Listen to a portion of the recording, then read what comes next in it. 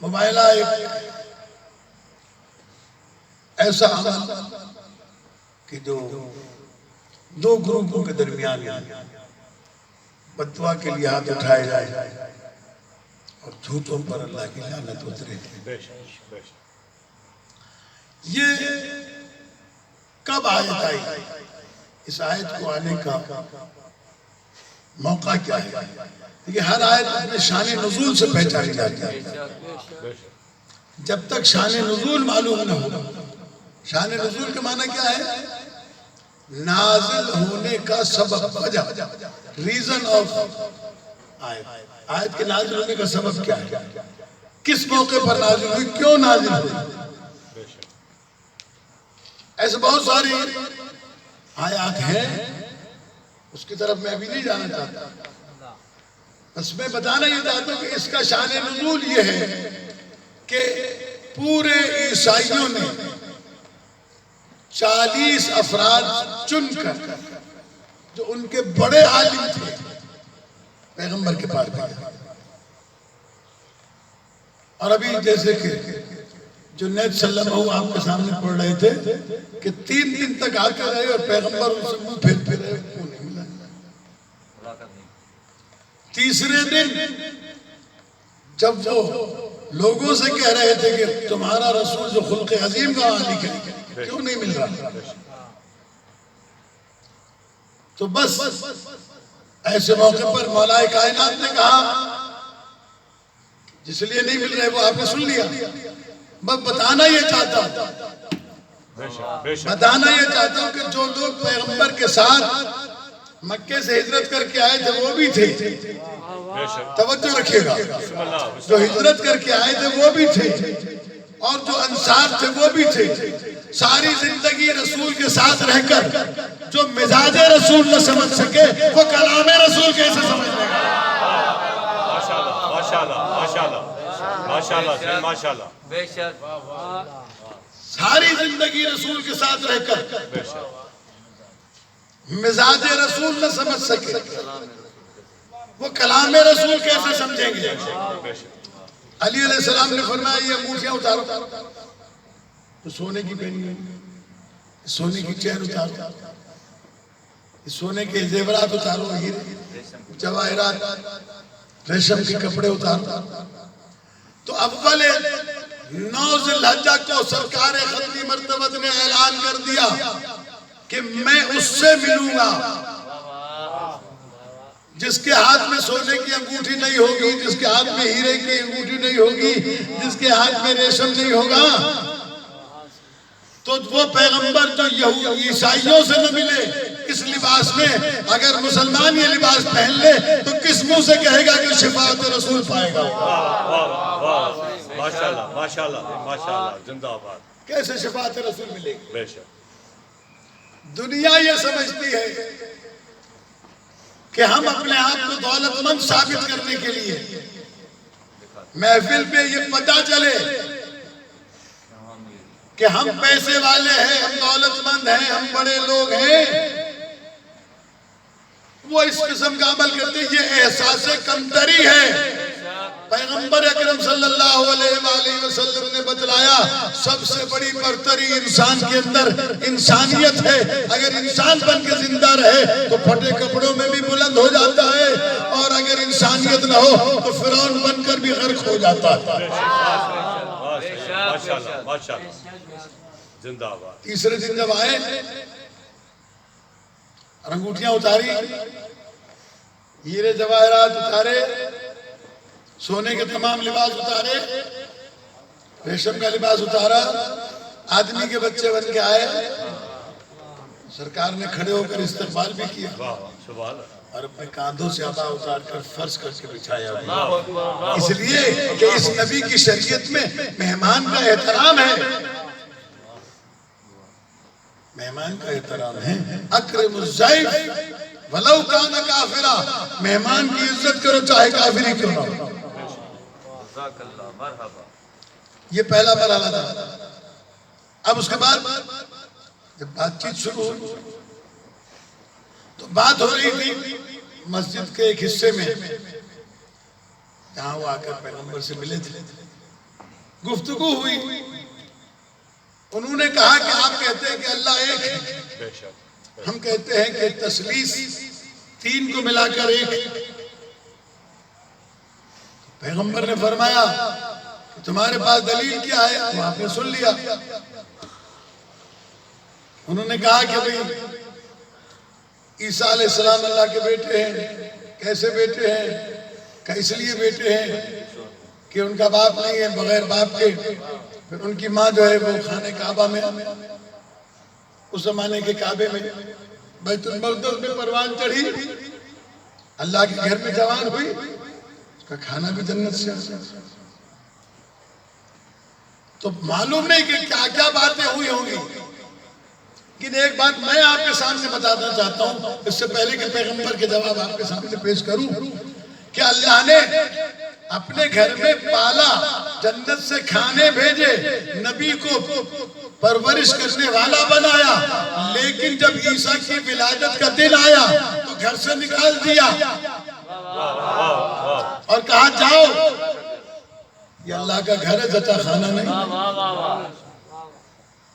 اور جب کھجور کے نیچے جناب عیسیٰ علیہ السلام کی ولادت ہو گئی تو حضرت مریم نے کہا کہ بھوک لگی ہے, ساری زندگی تو نے اپنے دربار سے بھیجا, کہا ساری زندگی میں نے کھلایا وہ ٹھیک ہے, لیکن آج مزدوری کر کے کھاؤ.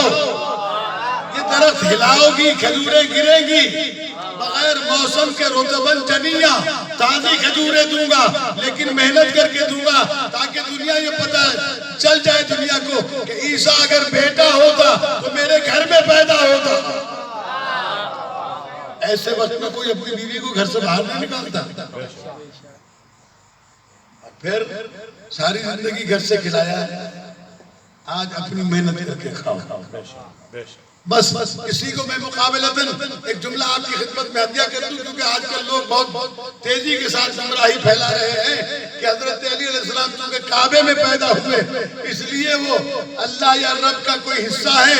تو عزیزان گرامی, اللہ نے علی کو کعبے میں پیدا ہی اس لیے کیا تھا تاکہ دنیا یہ سمجھ لے کہ جو پیدا ہوتا ہے وہ اللہ نہیں ہوا کرتا. چلو بھیج دے بابا محمد والے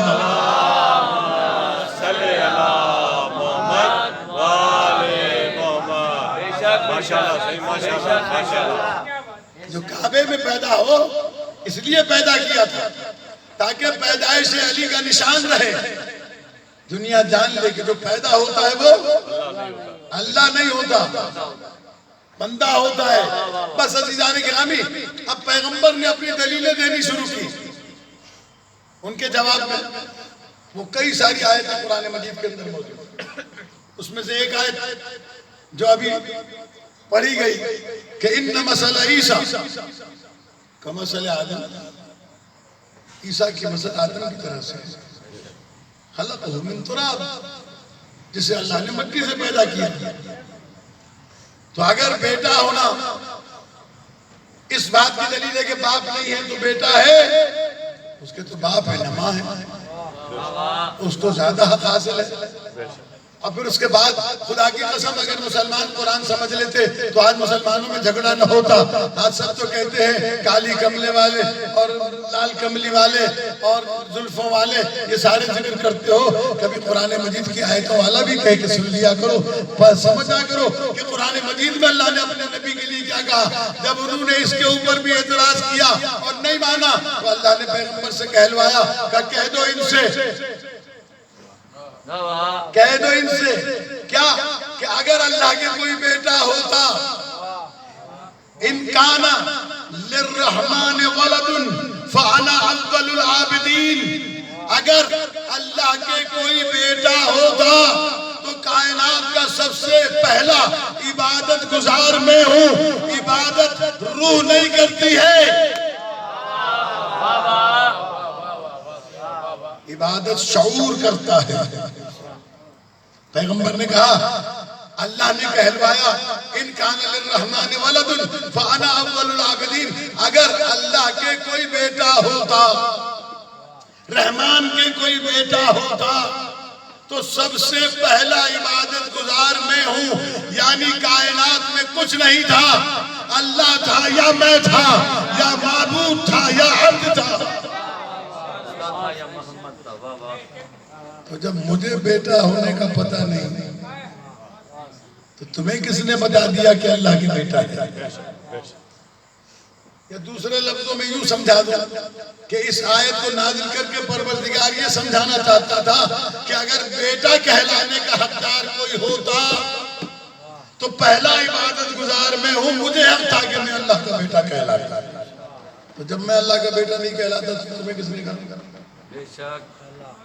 اور اب آیتیں اترتی رہی، پیغمبر سناتے رہے. توجہ ہے آپ؟ دیکھیے یہ بہت ضروری ہے، پورے سال کا درس ہے آپ کے لیے. بتائیں محفلوں میں بیٹھ کر ان واقعات کو ذکر کریں، اس آیت کو ذکر کریں. یہ ایک ہی آیت آپ کے حق پر ہونے کی دلیل ہے، سارے عقائد کو باطل کرتی ہے، جھوٹے عقائد. کیا کہا؟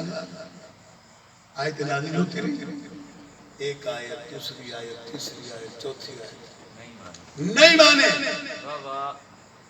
تو اب پیغمبر نے کہا، اللہ نے کہلوایا کہ تم لاؤ اپنے بیٹوں کو، ہم لائے اپنے بیٹوں کو، تم لاؤ اپنے نفسوں عورتوں کو، ہم لائے اپنی عورتوں کو، تم لاؤ اپنے نفسوں کو، ہم لائے اپنے نفسوں کو. پھر مل کر اللہ کی بارگاہ میں ہاتھ اٹھائیں اور جھوٹوں پر اللہ کی لعنت قرار دیں. تو میں کہوں گا یا اللہ تو پیغمبر سے بیٹے منگوا تو رہا ہے، توجہ رکھیے گا، تو پیغمبر سے بیٹے منگوا تو رہا ہے کہ فَقُلْ تَعَالَوْا نَدْعُ أَبْنَاءَنَا وَأَبْنَاءَكُمْ، لیکن تیرا قرآن پکار کے کہتا ہے وَمَا مُحَمَّدٌ أَبَا أَحَدٍ مِّن رِّجَالِكُمْ، محمد تمہارے مردوں میں کسی کا باپ ہی نہیں ہے. یا اللہ جب محمد مردوں میں تمہارے کسی کا باپ نہیں تو پھر بیٹے کہاں سے لائے گا؟ تو اللہ کی آواز آئے گی. آج میں دکھانا چاہتا ہوں کہ جن سے کہہ رہا ہوں ان کے بیٹے محمد کے بیٹے نہیں، لیکن علی کے بیٹے محمد کے بیٹے ہیں. آج یہ بیٹے دکھائے، بتا دیا کہ یہ بیٹے ہیں. اب انہیں نواسہ رسول نہ کہنا، اس لیے کہ کائنات میں اب یہ فرزند رسول کے نام سے بال جانے جائیں گے. تو اب اگر کوئی ان سے دشمنی کرتا ہے تو جو رسول کے بیٹوں سے دشمنی کرے وہ رسول کا سجن کیسے ہو سکتا ہے؟ تو رسول کا دشمن ہے نا، تو جو رسول کے ساتھ دشمنی کرے وہ رضی اللہ کیسے ہو سکتا ہے؟ اور اب پیغمبر چلے ادھر، عیسائی چلے ادھر، وہ اپنے ڈیرے پر گئے، پیغمبر ادھر آئے. مدینے میں 9 ہجری کو پیغمبر کی 9 سے 11 بیویاں موجود تھیں. 9 11 13 یہ ایسے 9 بیویاں موجود تھی پیغمبر کی. ٹھیک ہے نہیں؟ آج جب پیغمبر مسجد سے واپس پلٹے ہیں تو بیویوں کے گھر نہیں گئے،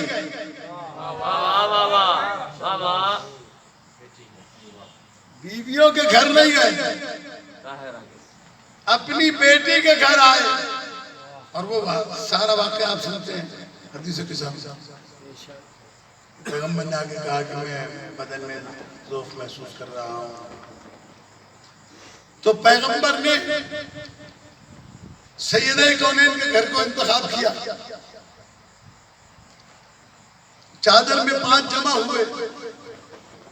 مجھے حدیث قصہ کا پورا ترجمہ اس ٹائم نہیں پڑھنا، یہ بہت لمبا واقعہ ہو جائے گا، آپ حضرات جانتے ہیں، اس لیے اسے اشارتاً آپ کے سامنے عرض کرتا ہوں. کچھ باتیں عرض کرنا ہے بس. جب یہ 5 چادر میں آ گئے تو اللہ نے آئے تطہیر بھیجی. جب یہ 5 چادر میں آ گئے تو اللہ نے چادر تطہیر بھیجی، آئے تطہیر بھیجی. جبرائیل امین آئے تطہیر لے کر آئے. اب اس شہزادی کے گھر چادر میں پنجتن کا جمع ہونا جناب ام سلمہ نے بیان کیا. یہ بھی ام المومنین ہیں. تھکل نہ ہو، یہ بہت ضروری ہے. ام المومنین ہیں. ایک روایت دوسری چھوٹی امی نے بیان کی ہے، وہ بھی ام المومنین ہیں حضرت عائشہ. انہوں نے بھی بیان کیے. انہوں نے یہ بتایا کہ رسول میرے گھر میں تھے. حضرت عائشہ کی جو روایت ہے سلوات بھیجتے محمد صلی اللہ محمد وآل محمد. وہ جو فرمایا کہ میرے گھر میں تھے، ہمیں انکار نہیں ہے، ام المومنین ہے. آخر آپ نے ام المومنین سے روایت لی ہے، لیکن ام المومنین روایت میں کیا بتاتی ہیں؟ تفسیر در منصور پڑھیے، تفسیر جلالین پڑھیے جلال الدین سیوطی کی، اس کے اندر پڑھ کے دیکھ لیجئے کہ کہاں کیا ملتا ہے. وہاں واقعہ یہ ملتا ہے کہ پیغمبر اکرم صلی اللہ علیہ وآلہ وسلم آئے جناب عائشہ کے گھر میں اور آ کر چادر اوڑھ کے لیٹ گئے. تھوڑی دیر میں جناب سیدہ آ گئی، تھوڑی دیر میں علی علیہ السلام آ گئے، تھوڑی دیر میں حسنین آ گئے. جب سیدہ آئی تو کھانے کی کوئی چیز لے کر آئی. وہ پانچوں نے بیٹھ کے چادر میں کھائی اور اللہ نے آئے تطہیر بھیج دی. یہ تھوڑا سا اضافہ ہے کہ وہ بھیج دی گئی. جناب سیدہ کھانے کی کوئی چیز لے کر آئی اپنے بابا کے لیے. پانچوں نے چادر میں بیٹھ کے کھائی. جناب ام سلمہ یہ کہتی ہیں کہ جب یہ پانچ جمع ہو گئے تو میں چادر کے قریب گئی اور میں نے چادر کا کونا پکڑ کے کہا اللہ کے رسول اجازت ہے کہ میں بھی آ جاؤں. فرمایا انت علی خیر، تو خیر پر ہے لیکن اندر نہیں آ سکتی. تو دو ماؤں کی باتیں ہیں.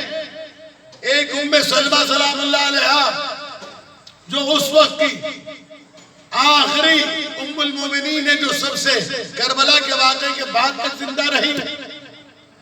سلوات بھیجنے بابا محمد صلی اللہ محمد وآل محمد. توجہ رکھیے گا، جلدی جلدی میری طرف دیکھیے کہ جناب ام سلمہ کہتی ہے میں چادر کے نزدیک گئی، چادر کا کونا پکڑا، یا رسول اللہ آ جاؤں. پیغمبر نے کونا چھین لیا، کہا تم خیر پہ ہو، اندر نہیں آ سکتے. معلوم ہے پیغمبر نے ایک کو سند دی ہے، جماعت کو نہیں. جو واقعہ ہے، بات جو سمجھانا چاہتا ہوں وہ یہ کہ جو ام المومنین حضرت عائشہ نے کہا وہ بھی روایت یہ ہے کہ 5 تھے. جناب ام سلمہ نے جو روایت کی اس روایت کا متن بھی یہ ہے کہ 5 تھے. تو عزیزان گرامی تطہیر کی چادر میں 5 تھے. جب یہ آیت نازل ہوئی تم چھٹا دکھا دو ہم ماننے کے لیے تیار ہیں. ماشاءاللہ ماشاءاللہ ماشاءاللہ. اپنی کتابوں سے دکھا دو، اپنی کتابوں سے دکھا دو، نہیں ملے گا. 5 کے 5 چادر کے اندر موجود تھے. اللہم صلی اللہ محمد وآل محمد. عزیزان گرامی یہ 5 تھے. آج جو مولوی کو پیٹ میں درد اٹھتا ہے کہتے پوری زندگی میں نبی نے 5 ہی پاک کیے تھے، تو اب نبی نے کچھ بھی نہیں کیا.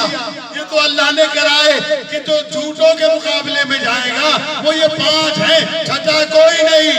جس نے 60 برس تک بتوں کو خدا کہا ہو وہ سچوں کی فہرست میں کیسے آ سکتا ہے؟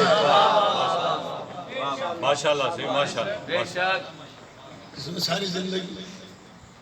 بے شک اب پیغمبر کو جھوٹوں کے مقابلے میں سچے لے کے جا رہے ہیں. بے شک. سلوات بھیجنے بابا زبان محمد و آل محمد. صلی اللہ شاہ بابا کئی پڑھ گئے محمد بارے دیگر بلندتر صلوات. ڈسٹرب نہ کرو بابا، یہ تھوڑا ہے صلوات پڑھیں بابا محمد صلی اللہ محمد وآل محمد۔ یہ بات طے ہے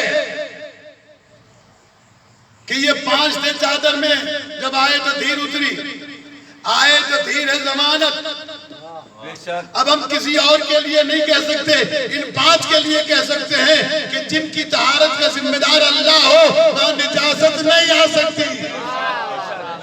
اسی لیے ہم کہا کرتے ہیں کہ اگر کوئی پنجتن پاک کی طہارت کا قائل نہیں تو اس سے مت پوچھو کہ تو کیوں قائل نہیں، اس لیے کہ وہ قرآن کا منکر ہے۔ اگر قرآن مانتا ہوتا تو ان کی طہارت کا اقرار کرتا ہوتا۔ بے شک سے، بے شک، ماشاءاللہ ماشاءاللہ۔ ان کی طہارت کو نہ ماننا قرآن مجید کا انکار ہے، اللہ کی اس آیت کا انکار ہے جس میں پروردگار عالم نے۔ اور اس کے لیے میں ایک جملہ کہہ دوں مدرسے میں طلباء کے سامنے کہ دیکھیں انما یرید اللہ لیذھب عنکم الرجس اہل البیت، یہ آیت نازل ہوئی تھی۔ ارادہ یریدو ارادتن، الارادت مصدر ہے اس کا، ارادہ فعل ماضی ہے، یریدو فعل مضارع ہے، مراد اس کی فعل مفعول ہے، مرید اس کا فاعل ہے۔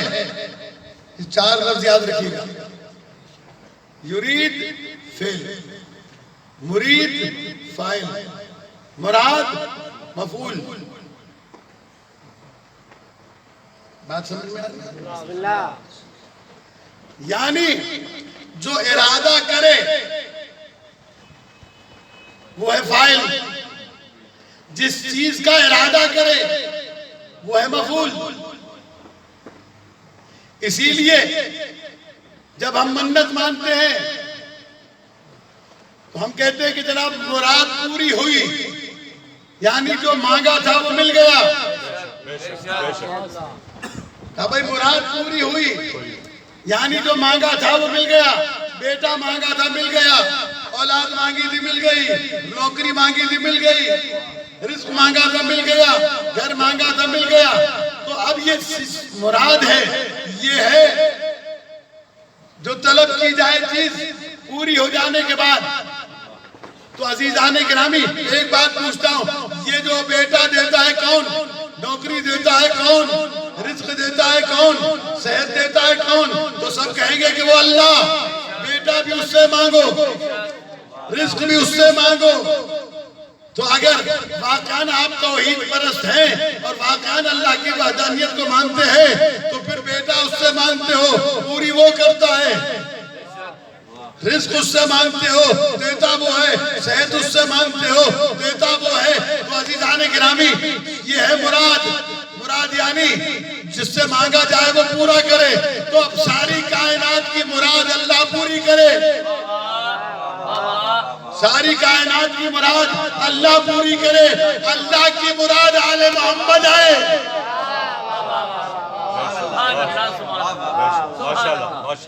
اللہ کی مراد آل محمد علیہ السلام ہے۔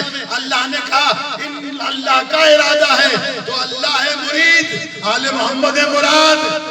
تو ملا یہ تو بتا تیری مرادیں تو وہ پوری کرے اور اس کی مراد پوری نہ ہو تو وہ بتا تیری مرادیں کیسے پوری کرتا۔ سبحان اللہ سبحان اللہ۔ یہ 2-4 منٹ اور جب تک نیاز آتا ہے۔ پیغمبر نے اللہ نے بتا دیا یہ 5 آگے۔ اب یہ بات سارے مدینے میں پھیل رہی تھی کہ پیغمبر کو حکم ہوا ہے کہ تم لاؤ اپنے بیٹوں کو، ہم لائیں اپنے بیٹوں کو، تم لاؤ اپنی عورتوں کو، بیٹیوں کو نہیں۔ نساء کا جو لفظ ہے یہ عام ہے، بیٹی بھی نساء میں آتی ہے، بہن بھی نساء میں آتی ہے، بیوی بھی نساء میں آتی ہے، ماں بھی نساء میں آتی ہے، جتنے رشتے ہیں سب کو نساء کہا جاتا ہے۔ نساء عمومی لفظ ہے۔ اگر کہا جاتا بیٹیوں کو لاؤ تو پھر بیٹیاں لے جاتے، اگر کہتا تو بیویوں کو لاؤ تو بیویاں لے جاتے۔ اللہ نے کھلا وہ اوپن فارم دیا کہ جو صدیقہ ہو عورتوں میں اسے بھی لے جانا، جو مردوں میں صدیق ہو اسے بھی لے جانا، جو بیٹوں میں صدیق ہو اسے بھی لے جانا۔ پیغمبر نے پورے مدینے میں نگاہ کی، فاطمہ کے علاوہ صدیقہ نہیں ملی، علی کے علاوہ صدیق نہیں ملا۔ ماشاءاللہ سی ماشاءاللہ ماشاءاللہ بے شک بے شک بے شک یہ چونکہ سچوں نے جانا تھا، بے شک اور سچا وہ جس نے زندگی میں کبھی ایک مرتبہ بھی جھوٹ نہ بولا، بے شک اور یہی وجہ ہے کہ قرآن مجید میں مباہلے کے اس عمل میں صدیق دکھا کر، صادق دکھا کر اللہ نے قرآن مجید میں تمام اہل ایمان کو پابند کیا کہ اگر مجھ تک آنا ہے، اگر میرے پاس آنا ہے تو پھر یاد رکھو، یا ایھا الذین آمنوا اتقوا اللہ وکونوا مع الصادقین۔ اے ایمان والو، اللہ سے ڈرو بے شک اور سچوں کے ساتھ ہو جاؤ، اس لیے کہ صادقین ہی وہاں لے کے جائیں گے، بے شک صادقین ہی اللہ کی بارگاہ تک پہنچائیں گے۔ تو یا اللہ یہ صادق ہوتے کیسے ہیں؟ کہ موبائلے میں آکے دیکھ لینا کیسے ہوتے ہیں، 5 دکھائے دیتا ہوں، ایسا جو بھی ملے وہ صادق ہوگا۔ یہ 14 کے 14 صادق، بے شک 15واں ہے ہی نہیں، ان کو دکھایا یہ ہے صادق، ان کے ساتھ ساتھ۔ اور یہ یاد رہے کہ یہ قانون ہے دنیا کے اندر، اس قانون کو یاد رکھیے، اور ساری دنیا اس قانون کو مانتی ہے۔ مولائے کائنات نے 1400 سال پہلے اس قانون کو میتھمیٹک کے بیان کیا ہے۔ دوست کا دوست دوست، دوست کا دشمن دشمن، اور دشمن کا دشمن دوست، دوست کا دشمن دشمن۔ تو اب جو علی کا دشمن ہے وہ میرا دوست تو نہیں بن سکتا، اس لیے کہ میں علی کو دوست رکھتا ہوں۔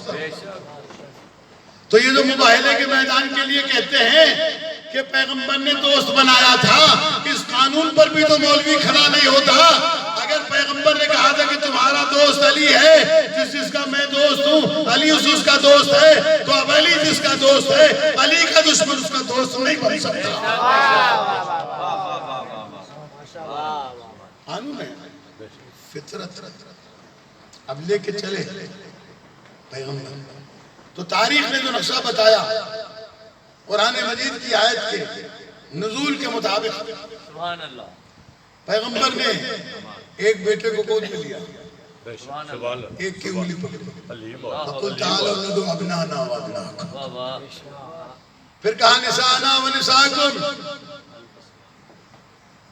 جمع کسی میں ہیں، اور طالب علم یہ جانتے ہیں کہ عربی میں واحد تثنیہ کے بعد جمع، اور اس کے بعد 3 سے لے کے کتنے بھی ہوں۔ تو پیغمبر کو اجازت تو تھی نا، تو اگر ہوتا کوئی پیغمبر کی نگاہ میں واہ واہ، بے شک بے شک نہ لے کے جاتے تو پیغمبر علیہ باللہ غلط کام کرتے۔ پیغمبر کا نہ لے جانا بتلا رہا ہے کہ تھا ہی نہیں کوئی، بے شک مرے جو لے کے چلے تو پیچھے انفسنا۔ خطابت آپ نے سن لی، میں تو جملہ کہنا چاہتا ہوں کہ یہ جو مشہور ہوا تھا تو پیغمبر کے گھر کے باہر مجمع لگا ہوا تھا، بچے بھی کھڑے ہوئے تھے کہ شاید ابنانا میں ہم چلے جائیں۔ توجہ رکھیے گا، میں اردو میں پڑھوں گا، اردو کا جملہ ہے، مولانا حضرت حسن زیدی علی اللہ مقامہ کا جملہ ہے، بہت مشہور جملہ ہے۔ پیغمبر جب لے کے نکل رہے تھے گھر سے مباہلے کے لیے، بچے بھی کھڑے تھے کہ ہمیں لے جائیں گے، عورتیں بھی کھڑی تھی کہ ہمیں لے جائیں گے، مرد بھی کھڑے تھے ہمیں لے جائیں گے۔ علامہ حضرت حسن زیدی کہا کرتے تھے، گود میں حسن کو دکھا کے پیغمبر نے کہا، سنو یہ ہے ابنانا اور تم اب نہ آنا۔ سوا بھیجے بابا محمد علیہ وسلم، صلی اللہ محمد وآل محمد، بسم اللہ میدان مباہلہ میں لے کے آئے پیغمبر. بہت ساری باتیں ہیں، میں چھوڑ کے آپ کو تھوڑا سا سمجھا رہا ہوں، ورنہ مباہلہ کم سے کم ایک اشرا چاہیے مباہلہ سمجھا. ماشاءاللہ ماشاءاللہ. یہ آیت بڑی ڈیپ، بہت گہری، بہت سارے مضامین کو لیے ہوئے. ہمارا عقیدہ ہے شیعوں